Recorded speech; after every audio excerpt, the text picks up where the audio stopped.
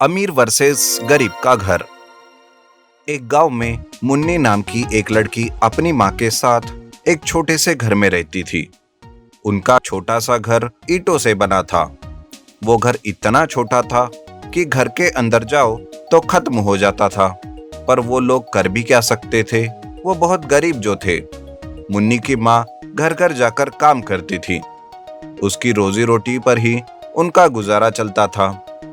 एक बार मुन्नी अपने घर में अपनी दोस्त शीनू के साथ खेल रही थी, पर उनका घर छोटा होने के कारण वो अच्छे से खेल नहीं पा रहे थे। तब शीनू उसे कहती है, अरे मुन्नी, कैसा छोटा सा घर है तुम्हारा। हम अच्छे से नहीं खेल पा रहे हैं यहाँ पर। मेरा घर कितना बड़ा है।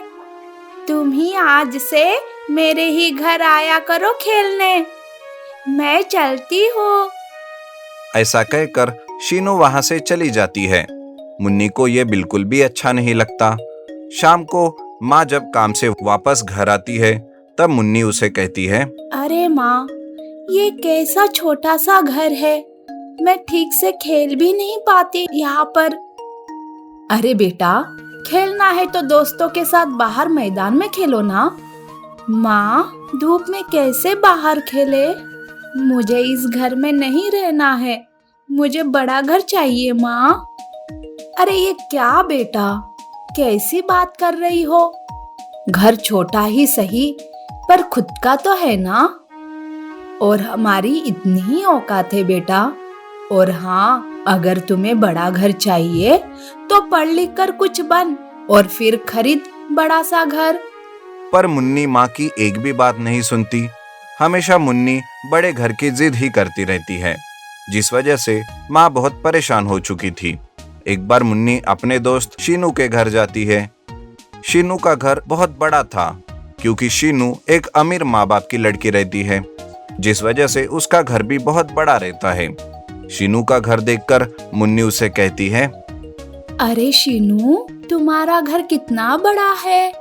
क्या हम यहाँ पर खेल सकते हैं? हाँ हाँ, हम यहाँ पर आराम से खेल सकते हैं। तुम्हारे घर के जैसे मेरा घर छोटा नहीं है। उस दिन मुन्नी और शीनू घर में बहुत खेलते हैं। मुन्नी बहुत खुश हो जाती है और घर आकर फिर से अपनी माँ से बड़े घर के बारे में बोलने लगती है। माँ, शीनू का घर कितना बड़ा है। उसमें बहुत सारे कमरे हैं। हॉल तो इतना बड़ा है कि हम आराम से पकड़म पकड़ाई खेल सकते हैं। मुझे भी ऐसा घर दिला दो ना माँ, दिला दो ना माँ। ये सुनकर माँ को बहुत गुस्सा आता है और वो उसे कहती है, मुन्नी, ये क्या कब से छोटा और बड़ा घर कर रही हो। हम गरीब हैं और गरीबों के घर छोटे ही होते हैं। तो आप अमीर क्यों नहीं बनती, फिर बड़ा सा घर खरीदो। माँ को बहुत गुस्सा आता है और वो मुन्नी के एक कान के नीचे जोर से लगाती है। मार मिलने से मुन्नी रोने लगती है। माँ को कुछ समझ में भी नहीं आता कि वो कैसे मुन्नी को समझाए। मुन्नी रोते रोते सो जाती है। माँ मुन्नी के पास आकर सोचने लगती है, मुन्नी, क्यों बड़े घर की जिद कर रही हो। क्या करूँ कि तुम समझ जाओ। इस तरह से माँ सोचती रहती है कि तभी उसे एक आइडिया आता है और दूसरे दिन मुन्नी को लेकर वो सड़क पर आती है। मुन्नी को वहां पर ऐसे बच्चे दिखाती है जो बिना घर के सड़क पर रह रहे थे। उन बच्चों को दिखाकर माँ मुन्नी से कहती है, देखो मुन्नी बेटा, इन बच्चों को, कैसे ये बच्चे सड़क पर रहते हैं। धूप हो, छाव हो, बारिश हो या फिर जाड़े की ठंड हो, ये बच्चे यही सड़क पर रहते हैं और कभी उसे छू भी नहीं करते। हमारे पास तो कम से कम सर ढकने के लिए छोटा सा ही सही, पर घर तो है ना। मुन्नी उन बच्चों को सड़क पर देख के उसे सब समझ आ जाता है और वो अपनी माँ से कहती है, मुझे माफ कर दो माँ।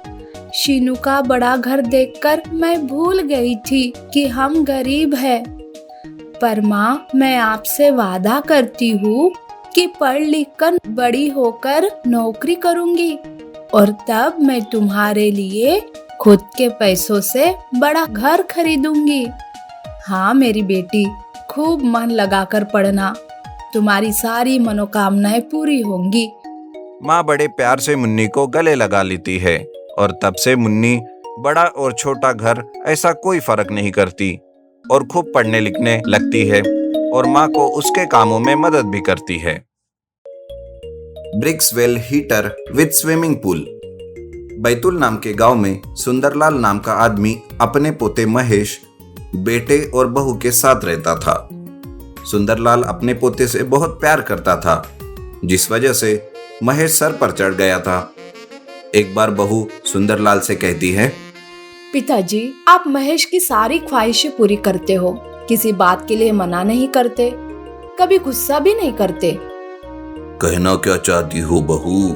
एक ही तो पोता है, अपने बचपन में जो नहीं मिला वही उसे देना चाहता हूँ। पर पिताजी, महेश ने पढ़ाई छोड़ दी, किसी ने अगर कुछ कहा तो मेरे दादाजी है, वो सब संभाल लेंगे, ऐसे कहता है। हाँ तो बिल्कुल सही कहा है उसने। पर कब तक पिताजी? उसे भी तो जिम्मेदार बनना पड़ेगा ना। आप या हम कब तक उसे संभालेंगे? बहू की बातें सुन सुंदरलाल को भी महेश की चिंता होने लगती है। सुंदरलाल सोचता है, बहू तो वैसे सही कह रही है, अब मैं ही अपने पोते की जिम्मेदारी लूंगा और उसे जिम्मेदार बनाऊंगा। फिर एक दिन सुंदरलाल महेश को अपने कमरे में बुलाता है और कहता है, अरे सुन मेरे प्यारे पोते, अब शायद मैं कुछ ही दिनों का मेहमान हूँ। मेरी एक ख्वाहिश है, मेरा आखिरी क्षण एक स्विमिंग पूल में जाए। अरे दादाजी, आप ये क्या बात कर रहे हो? आप तो अभी जवान हो जवान, ऐसे मरने की बातें मत किया करो। और हाँ, ये कैसी ख्वाहिश है दादाजी आपकी? हाँ बेटा, मुझे तो मेरे बचपन से ही स्विमिंग का बहुत शौक था, पर वो पूरा नहीं कर पाया। लेकिन अब तुमसे तो मैं उम्मीद कर रहा हूँ, क्या मेरे लिए तुम इतना भी नहीं कर सकते? हाँ हाँ दादाजी, आपके लिए कुछ भी कर सकता हूँ। ये कहकर महेश कैसा भी हो पर दादाजी के प्रति उसका लगाव ज्यादा ही था। उस समय महेश दादाजी की बात को अनसुना कर देता है। कड़ाके की ठंड चालू होती है, पर घर में एक दिन डॉक्टर को देखकर महेश घबरा जाता है और वो डॉक्टर से पूछता है, डॉक्टर साहब, क्या हुआ मेरे दादाजी को? ऐसे तो कुछ नहीं हुआ, पर शायद उनकी कोई इच्छा अधूरी है, जिस वजह से उनका ये हाल हुआ है। डॉक्टर की बात सुनकर महेश दादाजी की इच्छा पूरी करने की ठान लेता है, पर उसे कुछ समझ नहीं आता कि आखिर क्या किया जाए। महेश बहुत सोचने लगता है। वो कहता है, इतने कड़ाके की ठंड में मैं ऐसा क्या करूं? इतना ठंडा मौसम है कि पानी बर्फ बनता जा रहा है, और ऐसे में दादाजी स्विमिंग करेंगे तो उम्र से तो नहीं, ठंड से जरूर मर जाएंगे। नहीं नहीं, मैं कुछ तो करता हूँ। अब तक दादाजी ने मेरे लिए बहुत कुछ किया है, अब मेरी बारी है। महेश बहुत सोचता है, तभी उसे एक आइडिया आता है। वो अपने घर के आंगन में ही ब्रिक्स से स्विमिंग पूल बनाने की सोचता है, जहाँ का पानी ठंडा ना हो, ऐसा कुछ वो सोचता है। फिर महेश ब्रिक्स बुलवाता है, अपने हाथों से ब्रिक्स वेल बनाता है। वेल के नीचे एक ऐसी जगह बनाता है जहाँ पर आग लगा सके। बहुत ही मेहनत से महेश दादाजी के लिए bricks well heater swimming pool बनाता है। उस वेल में महेश घर के नल से पानी भरता है, नीचे बहुत सारी लकड़ियां डालकर आग लगाता है, जिससे ठंडा पानी गुनगुना हो जाता है। महेश दादाजी को बाहर लाता है और खुद ने बनाया हुआ स्विमिंग पूल उन्हें दिखाता है। महेश कहता है, ये लीजिए दादाजी, अब इस ठंडी में भी कर लो चाहे जितनी स्विमिंग। ये स्विमिंग पूल कोई मामूली स्विमिंग पूल नहीं है, इससे ठंडी में भी गर्मी का एहसास मिलता है। अरे वाह बेटा महेश, बहुत ही बढ़िया, मेरे लिए तुमने इतना कुछ किया। मैंने देखा है तुम्हें मेहनत करते हुए। अगर ऐसी ही लगन से तुम पढ़ाई करोगे ना बेटा, तो देखना तुम कितना आगे जाओगे। इसका क्या मतलब है दादाजी? मतलब बेटा, पढ़ाई करो और कुछ बनकर दिखाओ, मेरा और अपने माँ बाप का नाम रोशन करो। मैं समझ गया दादाजी, मैंने पढ़ाई छोड़ दी थी, लेकिन अब मैं फिर से पढ़ूंगा, मेहनत करूंगा। मुझे समझ में आया कि मेहनत से ही सब हासिल होता है।